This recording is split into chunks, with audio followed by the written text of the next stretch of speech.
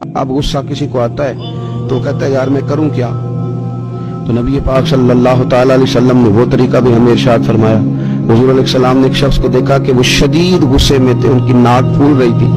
اللہ کے محبوب صلی اللہ علیہ وسلم فرماتے ہیں کہ میں ایک ایسا کلمہ جانتا ہوں، اگر یہ شخص وہ کلمہ پڑھے تو اس کا یہ مسئلہ حل ہو سکتا ہے، غصہ کنٹرول میں آ سکتا ہے۔ یا رسول اللہ وہ کلمہ کیا ہے؟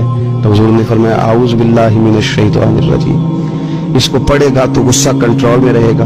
غصہ شیطان کی طرف سے ہوتا ہے، تو جب یہ اعوذ باللہ پڑھے گا تو شیطان اس سے دور ہوگا تو غصہ بھی دور ہو جائے گا۔ پھر میرے نبی پاک صلی اللہ تعالی علیہ وسلم نے ایک دوسرا حل بھی ارشاد فرمایا جب تمہیں غصہ آ جائے تو خاموش ہو جاؤ۔ مسند امام احمد بن حنبل میں حدیث موجود ہے، اس لیے کہ جب آپ خاموش ہو جاتے ہیں تو بہت ساری ایسی باتیں جو غصہ آپ سے کہلوانا چاہتا ہے وہ رک جاتی ہیں، بہت سے ایسے کام جو غصہ آپ سے کرانا چاہتا ہے وہ رک جاتے ہیں، اور کئی دفعہ غصے میں آپ وہ کچھ کہہ دیتے ہیں اور ایسے لوگوں سے کہہ دیتے ہیں کہ لفظ بھی واپس نہیں آتے، اور ان بڑوں کی، ان معزز لوگوں کی، ان خوبصورت لوگوں جن کا ادب ہمارے ذمہ تھا، ان لوگوں کی ہم کچھ ایسی بے ادبیاں کر بیٹھتے ہیں جن کے پھر دل دوبارہ جوڑنے مشکل ہو جاتے ہیں۔ غصہ آنے پہ خاموشی اختیار کی جائے، اپنے آپ کو سنبھالا جائے، ان جملوں کو کنٹرول میں کر لیا جائے کہ جو اگر اپنی زبان سے نکلیں گے تو سامنے والے کے دل کو، اس کی روح کو چھلنی کر دیں گے، اس کو وہاں لا کے کھڑا کر دیں گے کہ جہاں وہ بڑی تکلیف محسوس کرے گا۔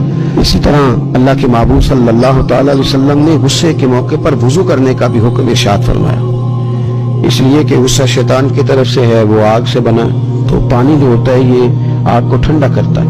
بہت زیادہ شدید غصہ آئے تو آپ وضو کریں، وضو جو ہے وہ کنٹرول کرے گا آپ کے غصے کو، تو کوشش فرمائیں اپنے لب و لہجے کے اندر درگزر کے پہلو کو نمایاں کریں۔